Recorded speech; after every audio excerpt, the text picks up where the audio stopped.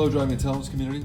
This is a quick tip for you. It was a great tip for myself, a self-learning. I thought I'd share this because it's going to make my work so much easier. This is my drill driver. Has a special type of chuck on it that releases. It has this type of bit.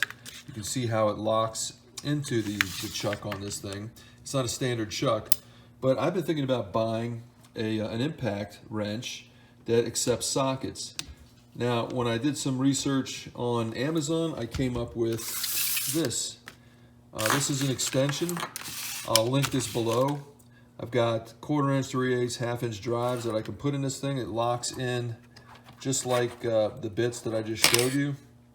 And it's gonna make easy work for a lot of the stuff that I'm doing that only requires the power of this thing. I don't need a full-on impact driver. I've got that as an air wrench in my shop, but I want this to be portable. I don't want to have to carry multiple different tools. This makes things much easier. This is only 12 bucks. Again, I'll link it below, but I thought I'd share that with you.